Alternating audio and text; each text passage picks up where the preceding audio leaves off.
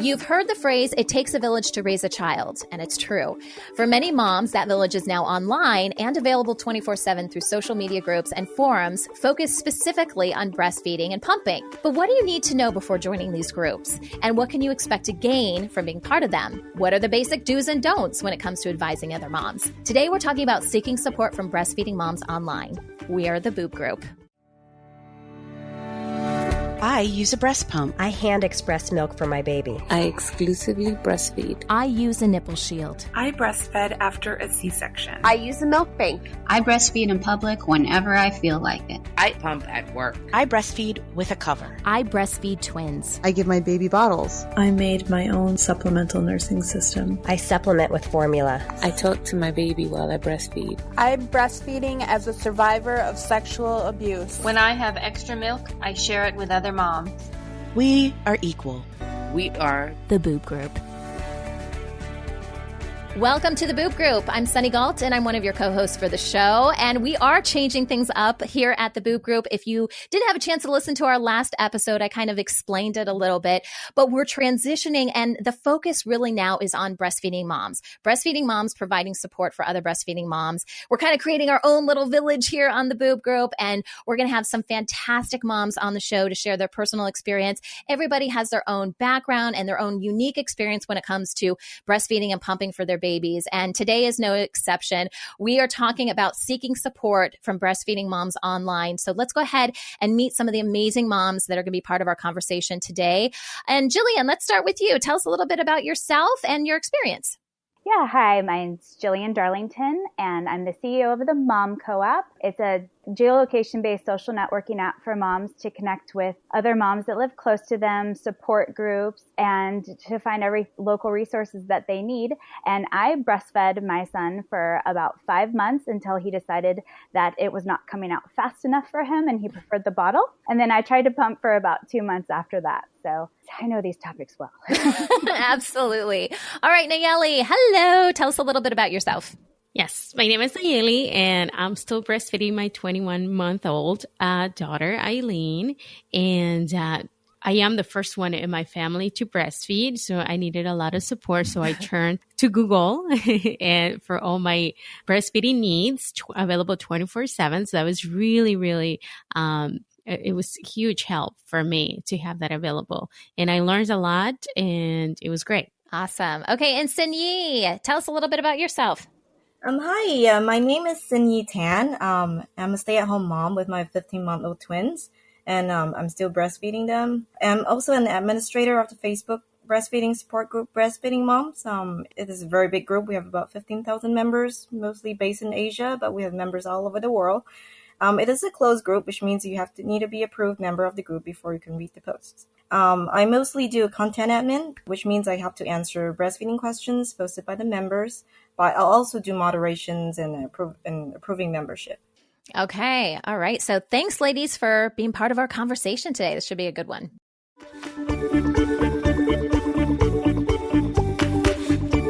All right, so before we kick off our conversation today, we're going to talk about a news headline that I found online, of course.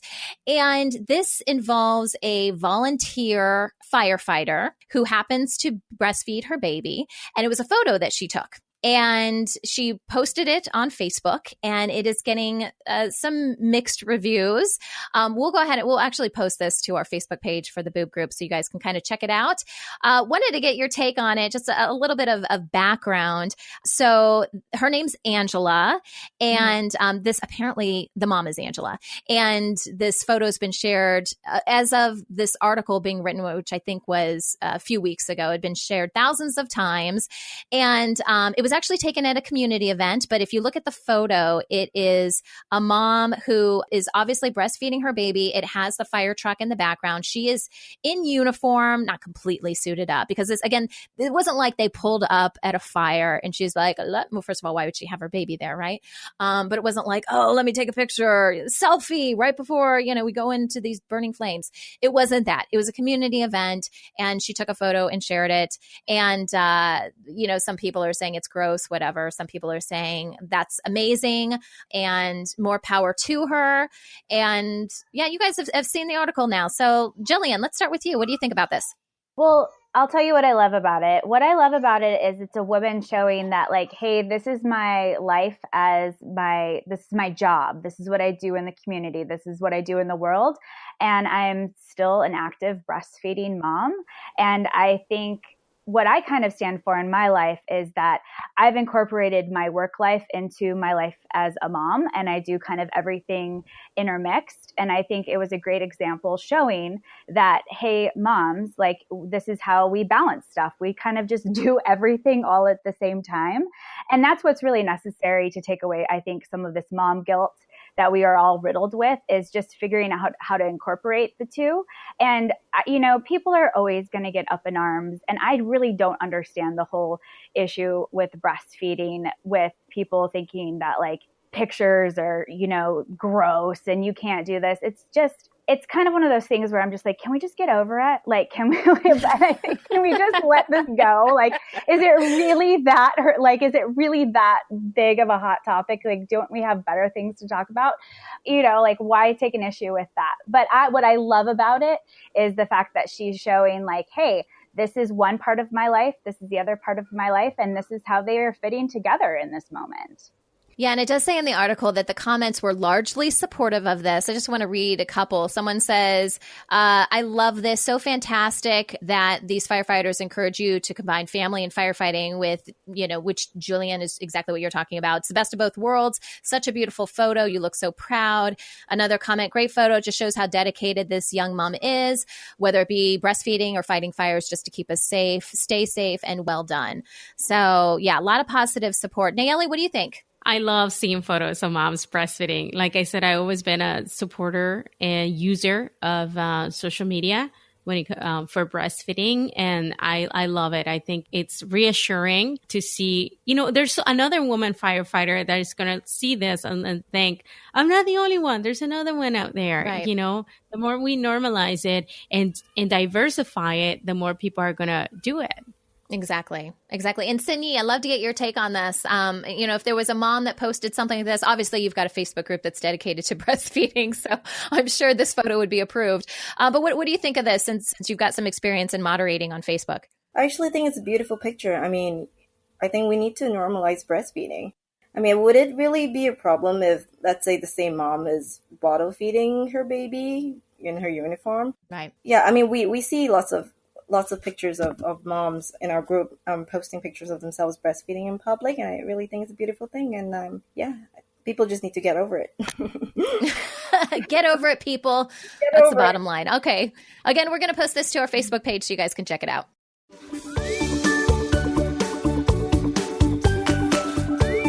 Today, we're talking about moms reaching out to connect with other moms on social media about issues relating to breastfeeding and pumping. So all of our moms here either have experience in moderating or having some sort of forum where they have to do some moderating of comments that are coming in, or we're just breastfeeding or pumping moms, and we have experience using this. So we've got a couple different perspectives today, which I think is really great. First of all, general question, what do you guys think is the general appeal for these online groups for support? Why are moms reaching out? Nayeli, as a breastfeeding mom, why did you initially reach out? I just wanted to, I needed reassurance. I don't think I had any issues breastfeeding. It became second nature the moment we did it, but I needed reassurance. I needed to make sure that what I was doing was right. So I turned to them because I couldn't turn to my family because the women in my family had not breastfed. So I couldn't ask them any questions. Okay. And Sinyi, as I know you're a moderator of a group, but I'm assuming you post as well. What do you get out of it from a breastfeeding mom's point of view that perhaps you couldn't get elsewhere? What was it important? Why was it important to you?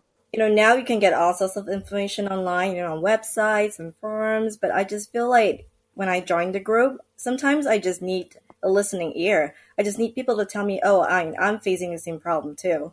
I've been through the same thing, and this is my experience, and this is what I do in this situation, and I really feel like that's very invaluable. Yeah, absolutely. Jillian, go ahead. Well, yeah, I think what she's saying is so true, because I think there are a lot of, you can search for articles, you can go on Baby Center, there are a lot of resources out there, but it's very different if you have like a trust, like if you know who you're talking to.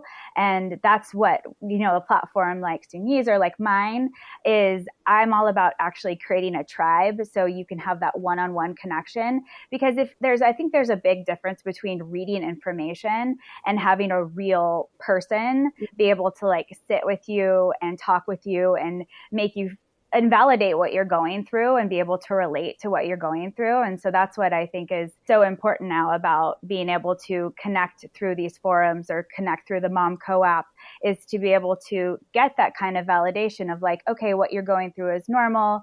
I'm having the same struggles, or, to get that real support. Because I think that there is a big difference in trusting somebody's advice when you actually really know them in real life, opposed to just reading an article that's been posted. Absolutely. Absolutely. And there's accountability too, which I know we'll probably talk a little bit more when we talk about kind of the downside of the groups, sometimes what can happen. But accountability is huge. And obviously you get that a lot in person, and you can really develop those relationships even further.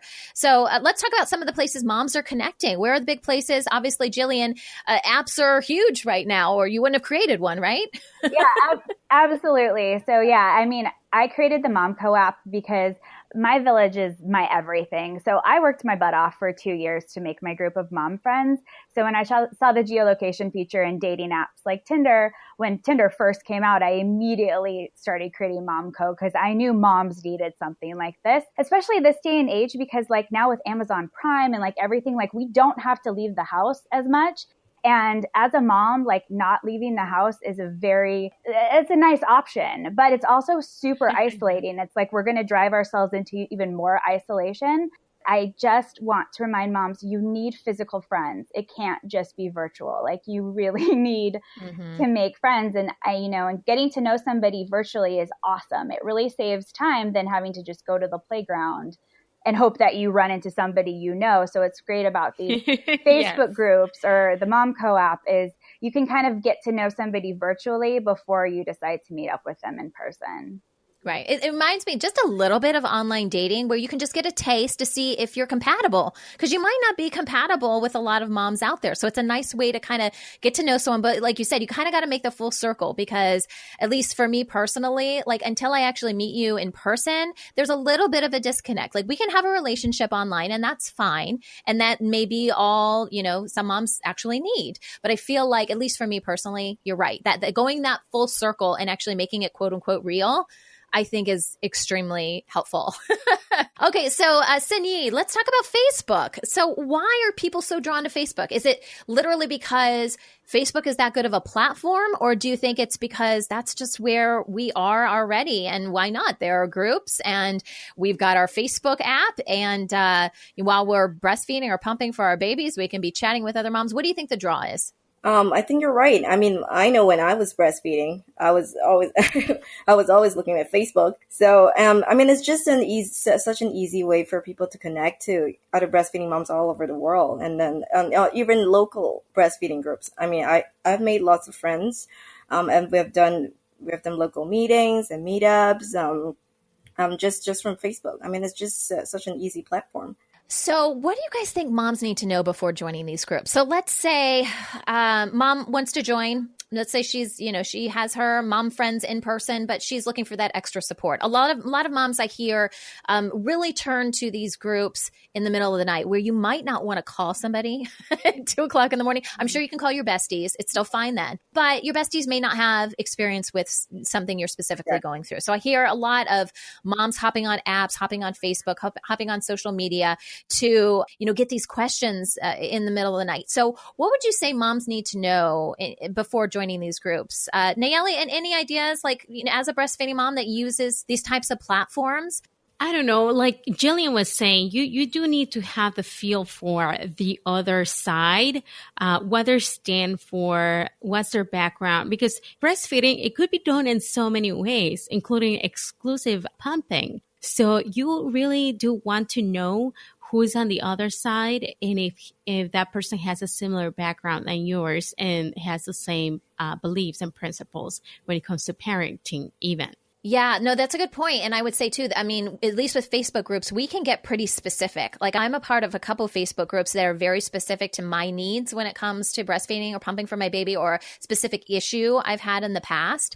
And so that's one way to kind of filter out some of that. But you're right, with some of the larger groups, it is kind of hard to know who you're talking to. Jillian, do you have a comment regarding that? Yeah, well, I think on the flip side too of like why it's better sometimes to reach out to a large group instead of just going to your friends is you're crowdsourcing. We all want to crowdsource our information because, we don't want to feel like we're by ourselves, but like, if we're having something and you kind of want to get as much information as possible, that sometimes it is nice to get a lot of feedback, and then you can kind of pick and choose what kind of suits you, opposed to just reaching out to like your bestie, because they might not be going through what you're going through. But if you reach out to 15,000 people like you can through MomCo or through Sunyi's group, it's like you get a lot of feedback, and I think you can never have you definitely have to pick and choose the information that fits you. But I think it's easier sometimes to get information if you can reach out to a very large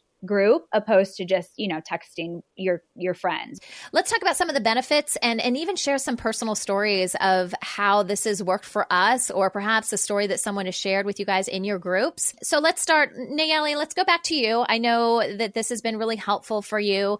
And what do you find some of the main benefits are of being part of groups like this? First of all, like you don't feel alone. The fourth trimester, the so-called fourth trimester is really hard. Yeah. And if you're exclusively breastfeeding, you're most likely stuck at home with a baby stuck at your breast day in, day out. So having these tools available 24/7, and knowing that on the other side, on real time, there's another mom going through the same thing, posting the same, it just, like I said, it validates even your emotions. That's huge, I think. Yeah, absolutely. And the timing of it, I mentioned that a little bit earlier, as far as you don't know when you're going to need this support. Like, what if it's a middle of the night feeding that you're doing and then your baby does something different and you can't contact your lactation consultant? It's not regular hours for that. And, who are you going to call?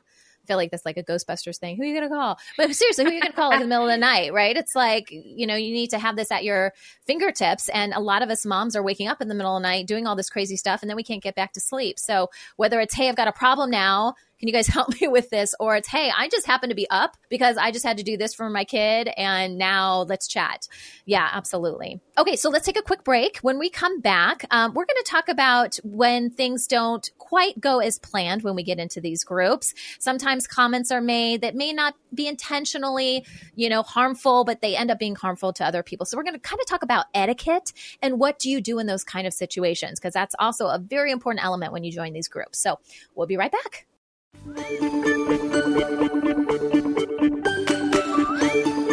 Welcome back. We are talking about moms who are seeking out their village online when it comes to breastfeeding and pumping support, specifically talking about different apps and different groups they can join online. We've been talking a lot about Facebook. It seems like there's a Facebook group for pretty much everything out there.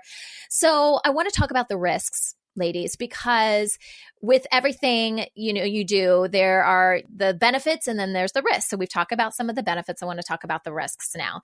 The biggest risk that pops into my head is judgment. And we get this as moms all the time. You don't have to be a breastfeeding mom or pumping mom to know that parents judge. Moms in particular judge. Even if it doesn't come out of our mouths, we're judging, right? Pinterest is the first thing that comes to my mind. Every time I see something on Pinterest, I'm like, how does she make her house so perfect? Why can't I do that? And then in that case, I'm judging myself, right? But I'll be honest, I'll be on Facebook and I'll be like, why does she have her child in the car seat like that?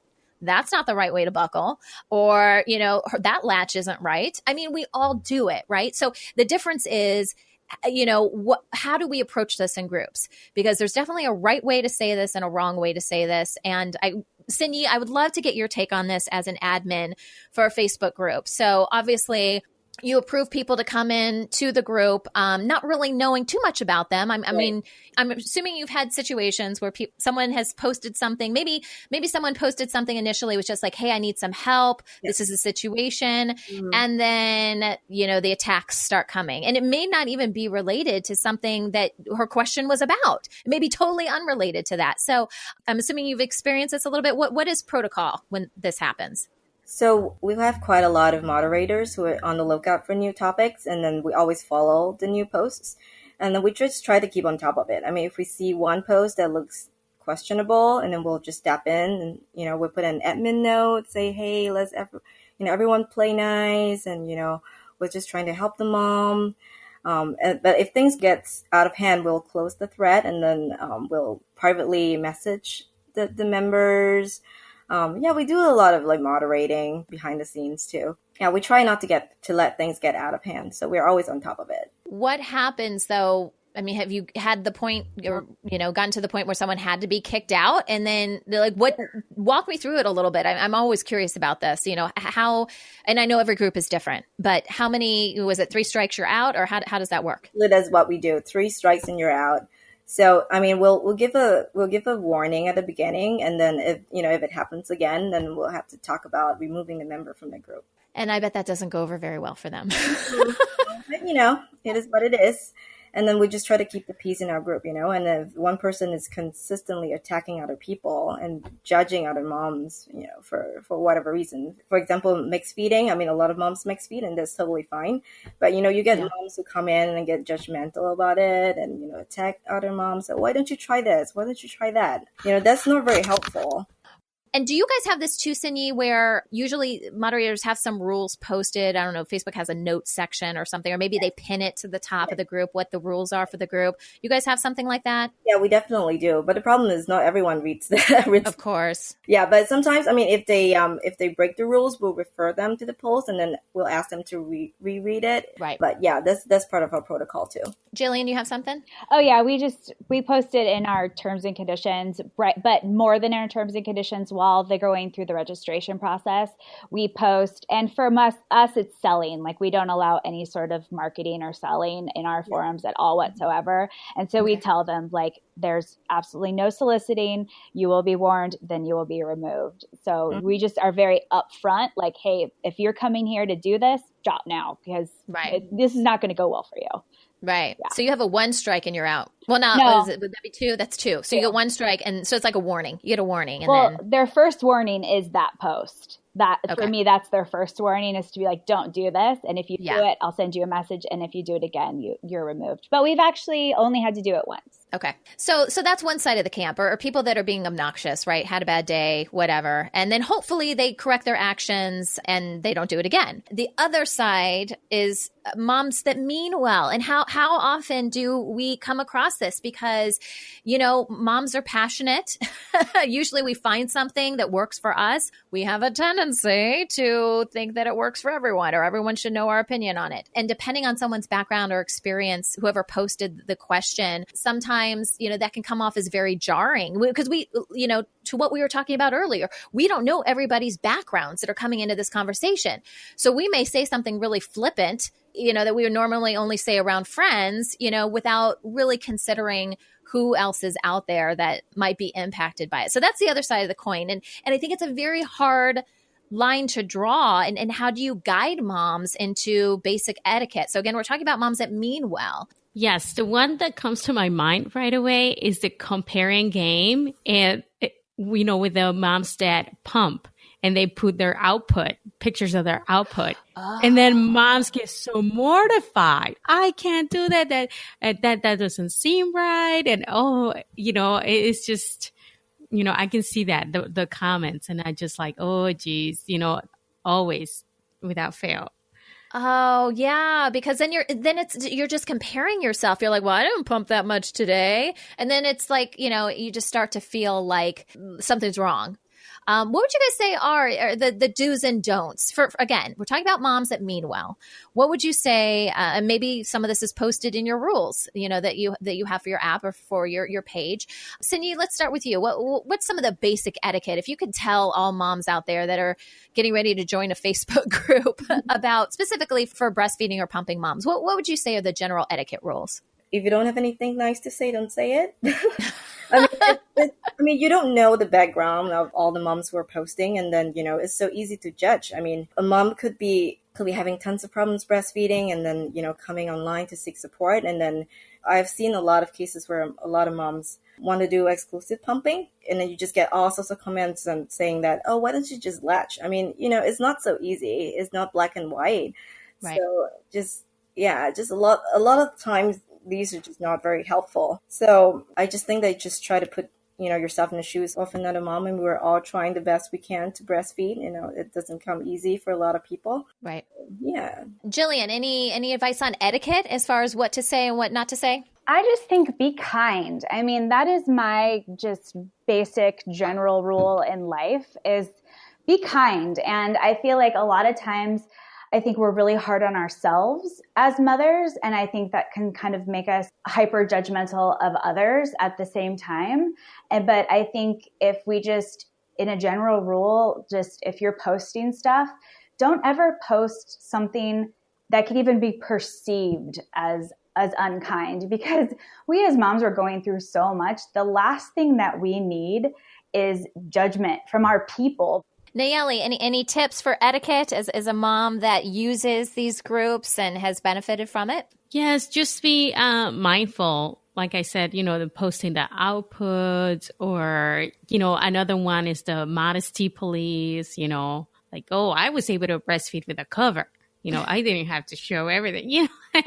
Right. Like Jillian said, keep it civil, and if you are strongly opinionated, maybe there is, and it's just the beautiful thing about these Facebook groups, like you mentioned before, is that they have, they are so general, and there are some that are focused. So get one that gears more towards modesty, or one that really echoes what you stand for or your experience. So you don't find, you always find radical groups in anything. What do you guys think about, and I guess it's more of a Facebook comment, but directly contacting moms as opposed to posting something in a general group. So let's say someone posts something in your group or on your app, and you have the ability to do basically a private message, which I think you can do with anyone on Facebook, although it may go into a different folder for them or whatever if you're not friends with them. But is that better, or is that more personal and even more harmful? Because at least you aren't saying it in front of other people. I absolutely do think it's a great way actually to start a private conversation, because there's some stuff that I don't like always opening everything up to public opinion. Sometimes if you're going to talk about something that's more personal or something that you think could really be helpful, but might come off that way, it's better to have that one-on-one conversation with somebody, because it's not getting convoluted by other people's comments, other people's opinions. You can say hey, I don't mean this in judgment in any way, shape, or form, but I did this differently than you're doing it, and I had a great experience. And that might not be appropriate for a post, but that might be perfect for a private message conversation. Absolutely. That's a really good point. And I think that's a way to cushion the blow, if you will, with, whether it's a private message or, just a general post, is saying, not necessarily commenting on what they did, but just say, you know what, I was in a similar situation and this is what worked for me. Because if you do that, you're kind of putting it back on yourself. You're not saying, don't do that, or why did you do that, stupid? You're not criticizing them. You're just saying, and we all know, this parenting thing, it is not a one size fits all, and what works for you does not necessarily work for me. And I feel like that usually when I'm posting stuff on Facebook and people are asking for my opinion on stuff, that's usually how I phrase it. I actually just had a twin mom yesterday reach out to me, and it wasn't regarding breastfeeding, but it was her babies kept hitting each other. She's like, do your twins just constantly hit each other? And it was one of those things where I was like, listen, what works for my twins may not work for your twins, but this is what I did, and I just felt like it was received very, very well, because I wasn't like, why don't you watch your kids more often? Why are they hitting? It wasn't that condemnation. It was more like, kids will be kids, and you're more than welcome to try this out if it works for you. But I just felt like it was a good way to kind of cushion everything. Cindy, do you have anything that you want to say as far as contacting people directly on Facebook? Any experience with that? Or do you guide members of your group towards that at some point? Actually, we do get a lot of private messages. I mean, a lot of members will actually message the admins and just ask us questions in private. Okay. We also provide like anonymous post service. So if like a member doesn't want to post a question in public, we can help them post. Oh, that's good. Yeah, which a lot of members really like, because a lot of topics they are sensitive in nature, and then you might have a friend in there. I mean, we're a huge group, so there's some members are worried that someone they know might see their post, so they'll ask us to post, and then we're happy to do that. That's really smart. So if you have a question that might be a little too sensitive that you want to post, especially, in groups that have like thousands and thousands of members, you can always contact admin and see if they'll post on your behalf. I have seen that. Jillian, you have experience with that too? Yeah, actually, we're working on a separate forum right now that's completely anonymous. So it's not tied to anybody's links. It won't be necessarily a good back and forth because we don't want things to get ugly, but it kind of as just a resource for somebody to like put something out there and not necessarily have it be tied to their profile, because sometimes you want to vent or say something or ask a question and you don't necessarily want somebody to know it's you. Well, thanks, ladies, so much for being with us today and for sharing your personal experiences as well as your professional experiences for some of you and working in some of these groups. If you're a member of the Boob Group Club, then be sure to check out the bonus content for this episode, which is coming up real quickly. We're going to record it, and we're going to discuss boundaries when it comes to sharing too much information online.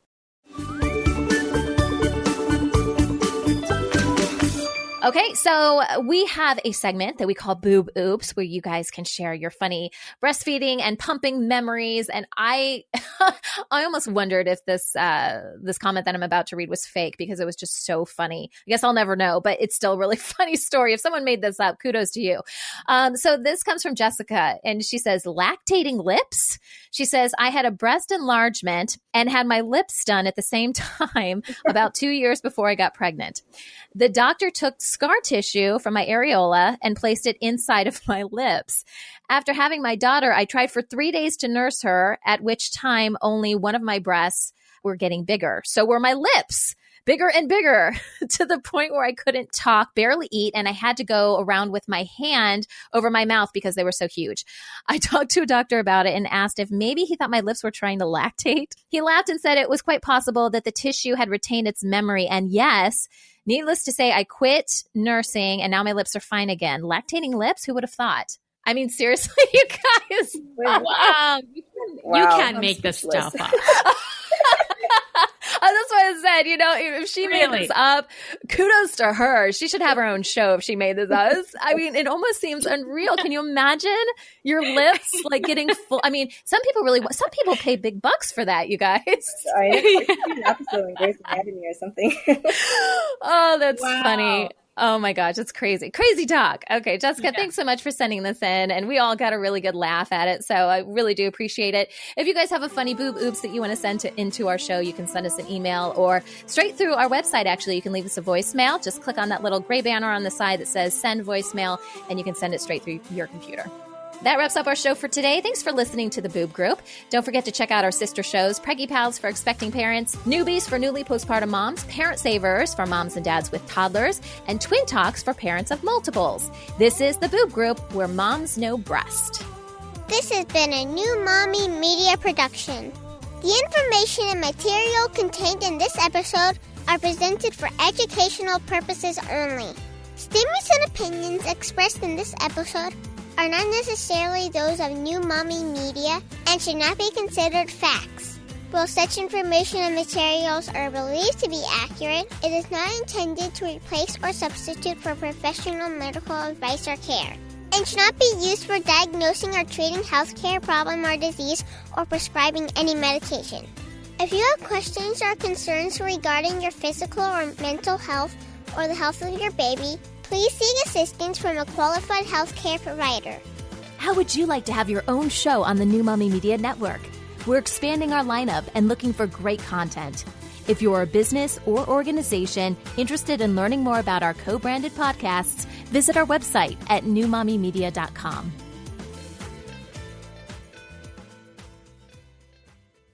Hi, mamas. Don't forget to check out Mighty Moms. It's our online community built for new moms just like you.